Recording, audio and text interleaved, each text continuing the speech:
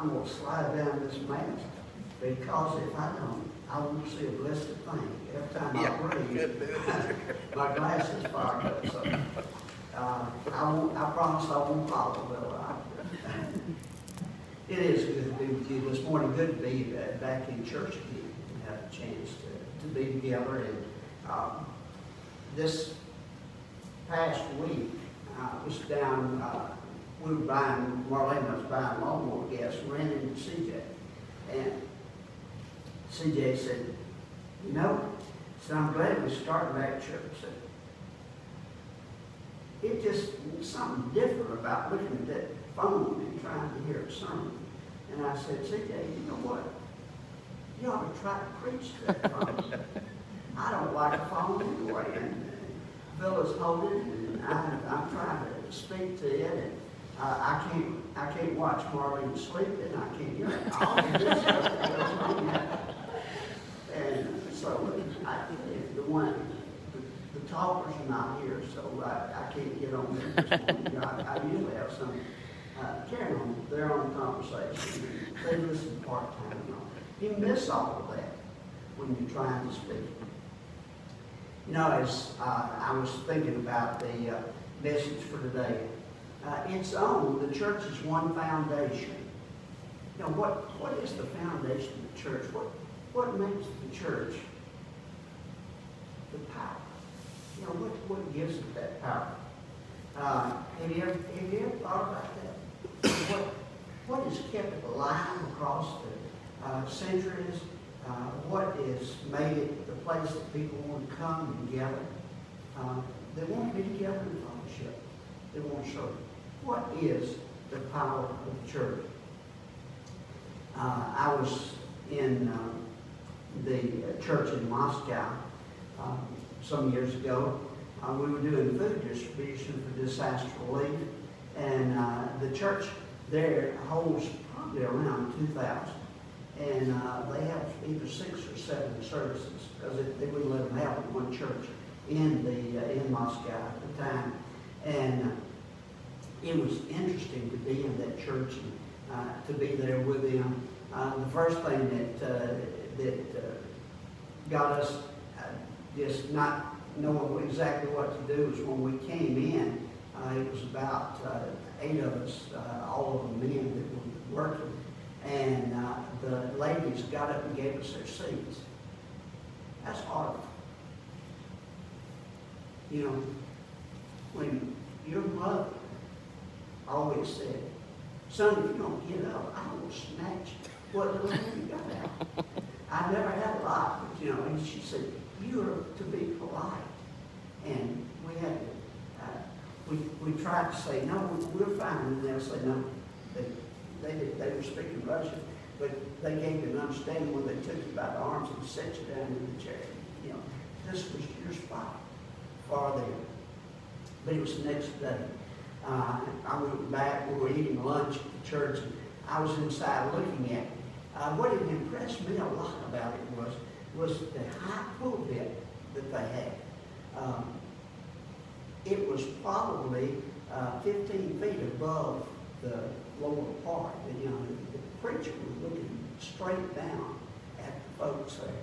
And I wondered why it was so high. It was several of them came, they got me, I was looking and said, come, he'd seen come with us. And one of them could speak English. We got back there and we went around the corner and they opened the door and there was a room under the pulpit where that they met and they prayed while the preacher was preaching. And then they began to tell me their story. They said, this has been the power of the church that has helped us survive. We've survived through over 70 years of communism. They've tried to shut us down. They've arrested our preachers. They've done everything they could. But we've survived because here is where prayer is. Here's where hope is. Here's the center of fellowship. That's what the church is all about, as they shared with me. And as they kept on, they said, well, remember one thing. The foundation of the church is Jesus. Period. Jesus faith in Him in what we do. The foundation is always there. Scripture this morning comes out of Matthew, the 16th chapter, and verses 13 through 19. And as we'll look at that in a moment.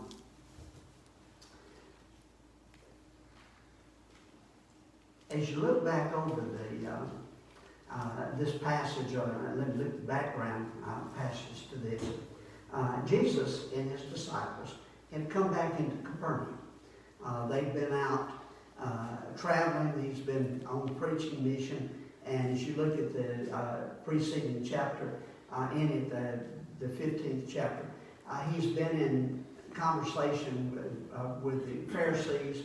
They've been after him. They've been trying to cross him up and all of it. And they begin to ask him, they keep asking for a sign. They keep trying to challenge him in what he's doing. They said, just give us a sign. Of course, he's just fed the 4,000. He's done the miracles around him. And they say, do something that shows us that you are who you say you are. They didn't care about a sign. He'd given them all the signs they needed. They were just simply trying to trip him up, trying to help him out of the way and get him out of the way. And so they continue. Jesus finally has enough of it after he tells them, y'all are really not interested in that. You're interested only in what you're after, and that's to get rid of me. And so they go back, and he's there with his disciples as we look at the scripture, 16 chapter, beginning with verse 13 and that. When Jesus came to the coast of Caesarea Philippi, he asked his disciples, saying, whom do men say that I, the Son of Man, am? And they said, some say thou art John the Baptist, some Elias, others Jeremiah, or one of the prophets. He said to them, but whom say ye that I am? And Simon Peter answered and said, thou art the Christ, the Son of the living God. And Jesus answered and said unto him, blessed art thou, Simon Bar-Jonah, for flesh and blood hath not revealed it unto thee, but my Father which is in heaven. And I say unto thee, thou art Peter, and upon this rock I will build my church, and the gates of hell shall not prevail against it. And I will give unto thee the keys to the kingdom of heaven, and whatsoever thou bind shall be bound, and whatsoever thou shalt loose shall be loosed. He gets his disciples there, and he begins to once again teach them. And he starts out by asking a question. He says, who do you say that I am? What's Jesus doing? Jesus is to the point, he's been preaching for a time, he's been with the disciples, he's been with the people, and he's trying to see if he's making any difference. You ever been there? You talking, you share something, and you think, wonder if anybody's listening to what I'm saying. And that's what Jesus was doing to them. Is anybody listening? But more than that, is anybody really hearing what I'm trying to tell them about? Because I'm trying to share with them who I am. I am the Son of God. I've come. I'm the Messiah. I'm the promised one. Are they listening? Then he asked them those questions about, now who do they say I am? And they began to respond. Well, some think you're John the Baptist returned, some Elijah, some Jeremiah, some another prophet there. And I can imagine what might have been going through Jesus' mind. He's saying, they think I'm a spirit. Because what Jesus was doing was sharing and preaching with them. But remember, the Jewish people had the concept about spirits. They thought the spirits were around, and they kept looking for the old prophets to return and come back to life. And so that's what they were looking at. And I can imagine Jesus was a little disappointed because he'd been preaching for a while. And they were hearing, but not, or listening, but not understanding, not hearing what he was saying. They were not making anything out of it. And so then he turns to the disciples and said, okay, guys, You've been with me. You've been walking with me. You've been listening to everything I've said. What did you say? And I can imagine they looked at one another and they said, who's going to talk? Who's going to talk? And then they probably all looked at the big mouth, Peter. And Peter said, thou art the Christ, the Son of the living God. And Jesus responds back, saying to them, Peter, you didn't say that because people have been telling you that or anything else. You could only say that because God has revealed that to you. He's let it be known what you're saying and what you're doing. You are understanding what's going on. He says, Peter, that faith that you've expressed will turn you into the rock. It'll make you the one that I named you when I first saw you, when I called you Cephas. It's who you're going to be. It's faith. That's what it's all about. And he goes on to say, in that, as he talks to him, he says, and Peter, on that faith, the church will be built. The faith in me, that I am the Messiah, that I am who I said I am. Jesus understood faith. He understood growing faith as he listened to Peter. He knew Peter was going to mess up down the way. He knew all that was going to take place and what would happen. He understood these guys he was walking with. But he was trying to help them understand how faith would grow. Which Richie does. He says, faith is what the church is all about. He moves on in the 18th chapter of Matthew. He talks to them again, and he says, your faith is your power. And as you pray and understand, as you pray, you will actually influence all that takes place in this world and the world to come. It wasn't that he was giving them special powers that they were going to do. He said your influence, your prayer life, what you're going to do is going to change the world. It is going to impact here. It is going to impact heaven, because who you witness to, who you share with, are the ones that's going to wind up there. That's what it's all a part of. That's the power of the church. One of my favorite stories across the years that I read is about a little mountain church. It said it was in the Cumberland Mountains. Y'all are a little familiar with those, right? But this little church was, the evangelist went up to preach a revival there. He was talking to the preacher, and they were looking at the church, a beautiful little church. And he saw that the foundation and a part of it was all built out of rock. He began to ask the preacher about it. He said, we built this church totally by our hands. Everything in it. We've collected the materials. Everything has come from here in the mountains. And he said, these rocks are something else. So they used to be in the road. They used to be in the fields. We picked them up. We collected them. We brought them out here, and we put them together for the foundation. And he said, asked the evangelist, said, do you understand what I'm saying? He said, I understand that you're saying that the church is made up of people just like those rocks. Sometimes they were really a negative force to everything that was going on before they became believers. They might have led people astray. They might have been poor witnesses, all of those things. But when Jesus came into their lives, it made a difference. And the preacher said, yes. He said, it's the mortar's faith. And it pulls those people who have changed lives together and makes them the power of the church. That's what the church is all about. It's built on that power. Faith makes the church what it is. He looked at him. Who do you say I am? And Peter says, God the Christ, the Son of the living God. Second thing that the Scripture reminds us as we look at it, your life tells others where your heart is. Do you ever think about that? Your life tells other people where your heart is. actually is. What difference has been made in your life and who you are? If you have a heart or faith truly thankful for your salvation, you'll keep telling and showing others what it means to you, what it does within your life. Matthew 15:18, when he was back dealing with the Pharisees, he works on them, and they're having a fit. They're upset because the disciples didn't wash their hands before they ate. Henry can sympathize with that.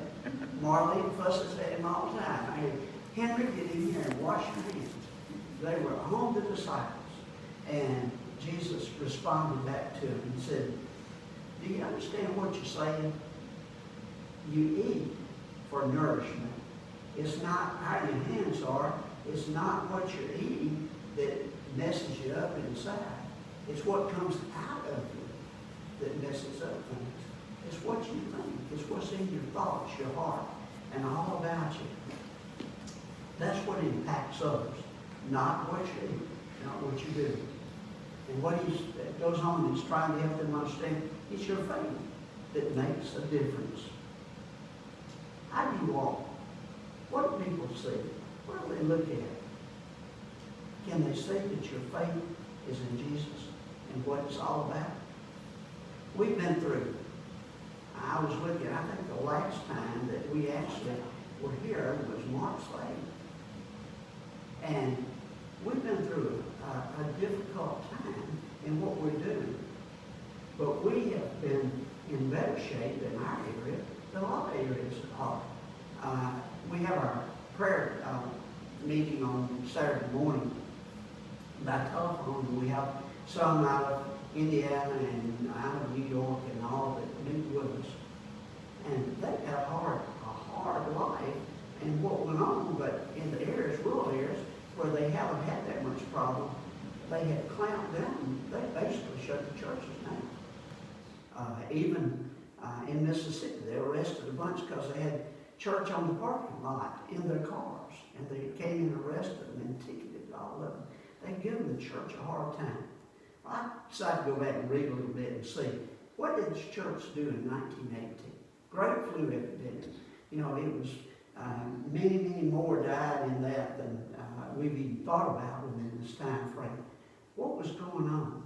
Well, I began to read what took place in Washington, D.C. area. As the numbers were mounting, they came out and they began to shut down everything, and they called the pastors together and they told them the churches need to be closed. The pastors listened and they agreed. They said, okay, we'll close it down. We'll shut them down. Well, they did, and it went on for several weeks, and the flu epidemic began to subside, and all of a sudden, the preacher said, we need to open the churches back up. And they said, no, you can't open them back up. And they said, when? And they said, when we get ready, we'll let you open them back up. Well, the preachers that had been so agreeable, they gathered back together, and they came to him and said, okay, we've put up with this, we've listened to this, but what you've missed out of all of that is the church's hope. It's been the hope of what made this nation great. It was there. He put everything together. And you continue to close it down. If you don't open and allow the churches back together, pray together, faith together, then your hope's going to die, and you're not going to ever come out of this. And so they finally listened. They said, okay, go ahead and open it back up. Well, just a short time. It was gone. They were able to move through all of this because the hope returned. The people had faith. That's what it was all about. That's what they were doing. What Jesus is saying to us, everything is built on our faith and hope. If we want to make a difference, we've got to do that.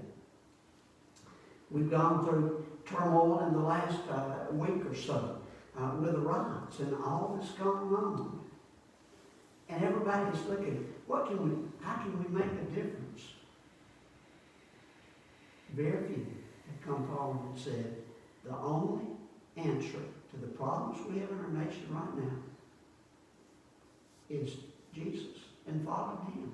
We can do everything else, but you can't do anything unless you build it around Jesus. You want to get rid of hate? Build it around Jesus. You want to get rid of people who don't like what's going on here or there or whatever? Build it around Jesus and you bring happiness together. That's who we are. That's what we're all about. In such times, we need the hope. We need to build. And then he goes on to talk. He says, life always is going to have its problems because the devil's going to be around. If this morning the virus would disappear, if all the problems in the turmoil would just suddenly disappear, by tomorrow morning we'd think of something else because the devil would throw something else out there. There'd be another problem. It's going to always be around. Let's see. Nobody here's. This is a bad day. It's not about here much older than me. Wayne and I are getting close to the same age. Wayne, do you ever remember it being a time that there wasn't problems going on? No, there's always something. Always something. It's going to always be there. Because the devil's going to throw it into it.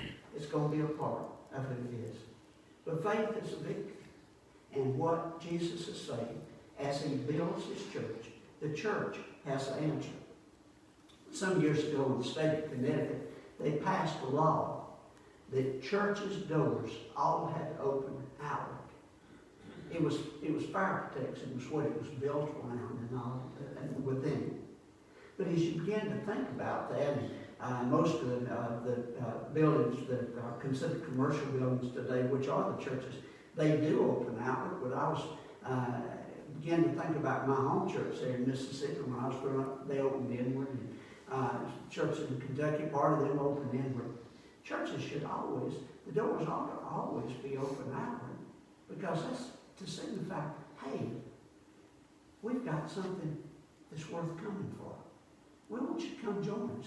We want you to come see what's going on, what's taking place. We want you to reach out. I went back to Russia. I was down in the south part of Russia later and working there. We were working a flood that had taken place, and we were doing food distribution and trying to help them make a difference in their community. And I asked them one day as we were talking, I said, what is your greatest need and desire that you have within your church? And they said, to start new churches. They said, for over 70 years, we've never had a new church start in this area. And said, can you give us any advice? Well, when I got there that morning, they began to open the gates in a great big fence. If you did not know the church was there, you had not a clue what was going on. And I said, guys, I'll give you some advice. I said, I understand why you have the walls and the gates and all around it. I realize what you've been through. But the church has got to be open to the people around you until you get to the point you reach out to the people outside. I said, take down these gates. Let it be open. Give the approach, hey, we want you. We want you to be a part of who we are and what we're doing. And then I said, are y'all ready and willing to do this? And they said, we are. And by the end of the week, they had another area asking for a church. It had been 75 or so years since anybody had cared, but they had opened the doors. They reached out. That's what they were doing. That's what they were about and what was going on. It's a reminder to us as people who follow Jesus Christ as Lord and Savior. We've got to reach out. We've got to make a difference and what's going on.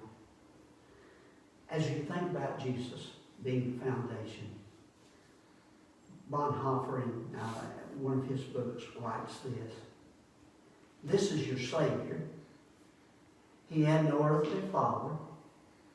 His power was unbelievable. The winds and the waves even obeyed him in what he did. His death on the cross was the opening of the doorway to heaven for us.